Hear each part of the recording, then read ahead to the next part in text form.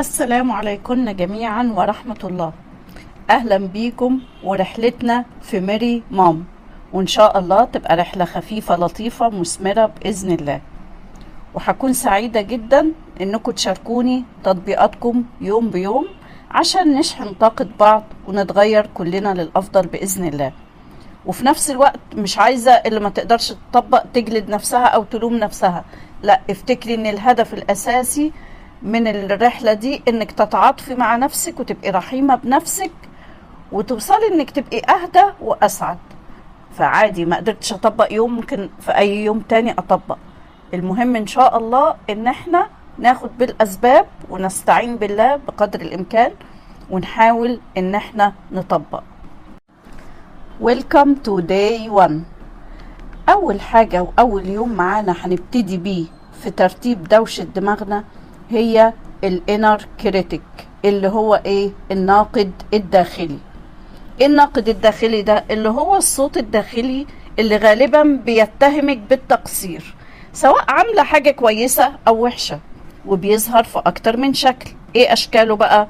الناقد المثالي اللي عايز كل حاجة كاملة، المتجنب او المؤجل، المتحكم، او الضحية اللي بتندب حظها، او المرضي لجميع الاطراف وبياخد دور شمعة تحترق من اجل الاخرين. دي بقى اشكاله اللي بيظهر فيها. الناقد الداخلي ده عامل زي الدبة اللي قتلت صاحبها. هو الهدف من وجوده ان هو عايزنا نبقى امنين، بس بينصحنا بطريقة وحشة، بطريقة تخلينا نجلد ذاتنا او ما نتعاطفش مع ذاتنا. هي دي اشكال الناقد الداخلي. طيب في الاوديو اللي جاي هقولك الجمل اللي تتعرفي بيها عليه او الجمل اللي بتدل عليه.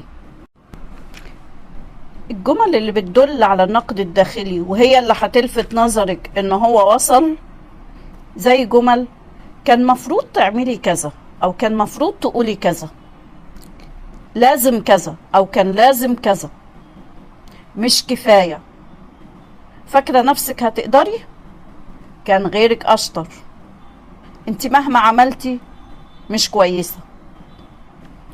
وممكن يكون انت برضو عندك جمل تاني يعني غير دي بتتكرر معاكي، او هي بتمثل عندك الناقد الداخلي، فانت مهم تتعرفي عليها. ليه بقى مهم نعرف الناقد الداخلي وايه الجمل بتاعته؟ عشان ارتب اولوياتي صح، لانه الصوت المتكرر ده ساعات بيدي اهمية لحاجات ممكن ما يكونش لها لازمة، وبنعملها لمجرد اننا حاسين بالذنب.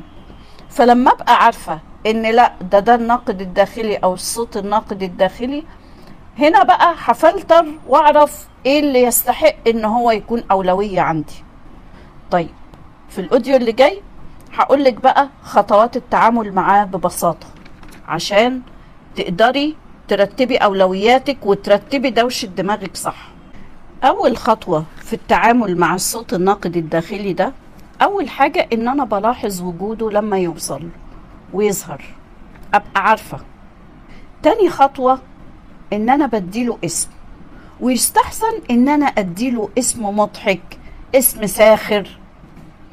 طيب ايه فايدة ان انا اديله اسم؟ فايدة ان انا اديله اسم ان ده بيخلق مسافة بيني وبينه، يعني ببقى عارفة ان الصوت ده صوت الناقد الداخلي، مش انا، مش حقيقتي انا، الكلام السلبي اللي بيقوله مش هو ده حقيقتي.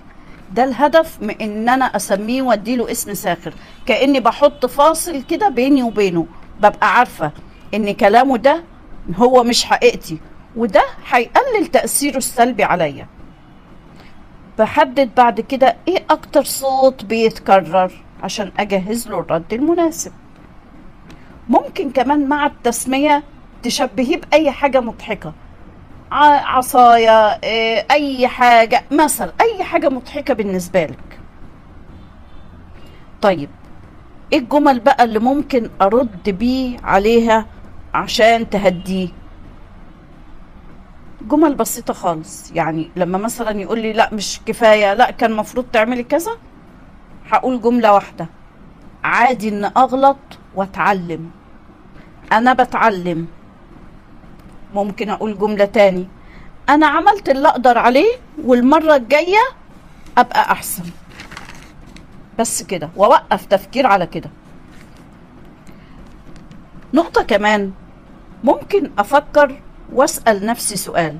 لو انا بقى عايزة اشوف لو في حسن نية من ورا الصوت ده، انه الصوت ده ممكن يكون بيلفت نظري لحاجة مهمة او ايجابية، يعني ممكن يكون جاي عايز يقول لي رسالة، عايز يلفت نظري اخد بالي من حاجة، احسن حاجة، يعني كأني بلتمس ليه حسن النية او العذر.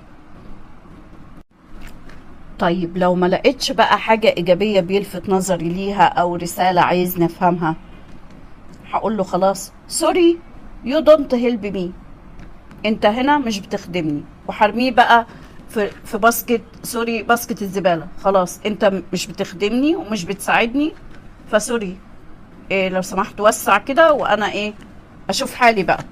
خلاص انا مش هصدق الصوت ده ومش هتعامل معاه على انه حقيقة، سوري خلاص انت مش بتخدمني. او ممكن اقول حاجة تاني، انا هنا والان، انا هنا ودلوقتي، ممكن اعمل ايه، ممكن ابقى احسن ازاي. ممكن طريقة تالتة، هتخيل ان مثلا صاحبتي بتحكي لي الموقف ده او الصوت ده، هنصحها بايه، واللي هنصحها بيه هنصح بيه نفسي في الموقف ده. ممكن حاجة ظريفة خالص، ممكن اعمله كلعبة، مثلا اكتب الحاجات اللي بيقولها على ورقة، وممكن شوية كده استبدلها بمعنى تاني او حاجة تاني او فكرة تانية او جملة تانية، والحاجة اللي بيقولها دي ارميها اكورها كده الورقة وارميها في الباسكت. كده هحس ان انا بتحكم في الصوت ده، يوم عن يوم هلاقي نفسي ان انا عارفة اتعامل معاه.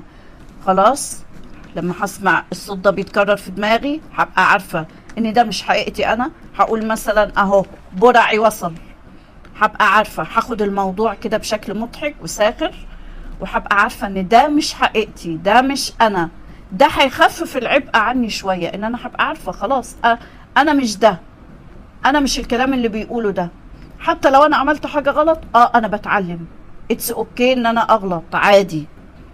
فمرة على مرة هلاقي نفسي تأثيره عليا بيقل بالتدريج. يعني ما تتوقعيش برضو ان انت من اول مرة هتبقي بيرفكت وعارفة تنفي كل الاصوات السلبية اللي في دماغك، لا.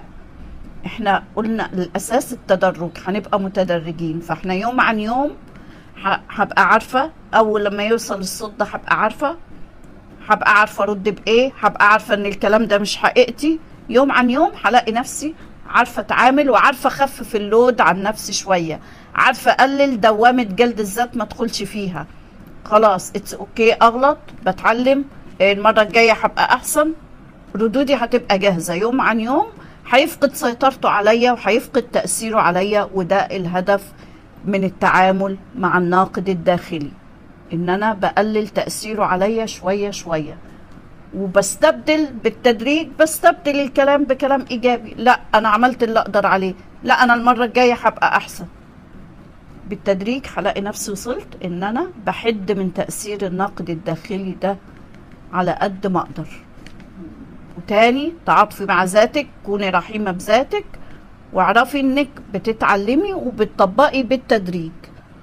اتمنى تشاركوني النهاردة ان شاء الله تطبيقاتكم، ويا ريت كده نشوف كده ايه الاكتر الاصوات المتكررة ونعرف نتعامل معاها بشكل صح. والسلام عليكم ورحمة الله وبركاته. انا قبل ما اسجل اول محتوى ده كل شوية يجيني صوت يقول لا استني، لا ضيفي معلومة هنا، لا هنا دي قوليها احسن، لا دي كذا دي كذا. لا، كلنا عندنا الصوت الداخلي ده، كلنا عندنا الصوت اللي عايز كل حاجة مثالية ومكتملة، بس بنغلبه بايه؟ بالاستعانة بالله اولا، وبالخطوات، ان احنا بناخد خطوة. لا انا قلت خلاص، لا انا حتى لو في حاجة ناقصة انا هتداركها معاهم بقى بعد كده في اي يوم تاني. فعادي جدا، عادي جدا ان احنا نعمل الحاجة مش مكتملة، عادي جدا، ونحسن، لان احنا بنتعلم كلنا في اي مجال في حياتنا، في اي حاجة بنتعلم. مفيش حد فينا مكتمل او بيرفكت في اي حاجة، بس المهم ان الصوت ده ما يعطلناش. ده الهدف، ان احنا الصوت ده ما يعطلناش. فأتمنى إن شاء الله إن احنا نعرف نتعامل ونوصل لدرجة أعلى من التحكم فيه والحد من سيطرته علينا وعلى خطواتنا.